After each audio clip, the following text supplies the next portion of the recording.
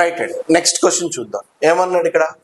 ప్రముఖ బౌద్ధ కేంద్రమైన ధాన్య కటకం ఏ ప్రాంతంలో ఉందని అడిగాడు. సో ధాన్య కటకం అనేటువంటి ప్రాంతం ఎక్కడుందని అడిగాడు. Option 1 Andhra, option 2 Gandhara, option 3 Kalinga, option 4 Magadha. So మనకి దీనికి ఆన్సర్ వచ్చేసి ఆంధ్ర. ఎందుకంటే శాతవాహనుల రాజధానిలో మనకి ధాన్య కటకం అనేటువంటి రాజధాని ఉండేది. ఓకేనా? ధాన్య కటకము మనకి ప్రాచీన కాలంలో రాజధాని ధాన్య కటకం అయితే మధ్యయుగంలో దీన్ని ఏమని పిలిచారు సార్ అంటే ధరణి కోట అని పిలిచారు. ఆధునిక యుగంలో ప్రస్తుతం దీన్ని ఏమని పిలుస్తున్నారు సార్ అంటే అమరావతి అని పిలుస్తున్నారు. మీకు శాతవాహనంలో చాలా చాలా ఇంపార్టెంట్, అమరావతి స్తూపం చాలా చాలా ఇంపార్టెంట్. ఓకేనా?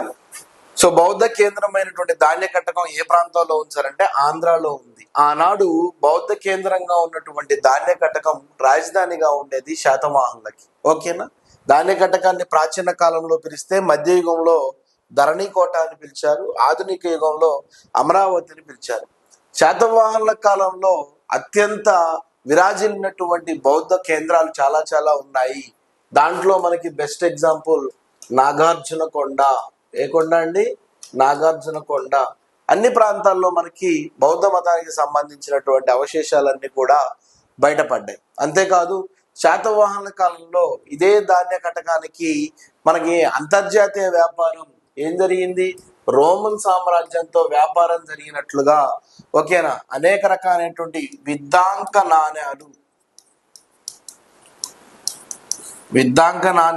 బయటపడ్డాయి. దాదాపు 7,968 నాణ్యాలు మనకి ధాన్య కటకంలో బయటపడినట్టుగా తెలుస్తా ఉంది. ఓకేనా? సో ఈ ధాన్య కటకం అనే ప్రాంతం ఈ రాజధాని ఏ ప్రాంతంలో ఉందని అడిగాడు. 2 కాదు, 3 కాదు, 4 కాదు. ఆప్షన్ 1 వచ్చేసి ఆన్సర్. Thank you.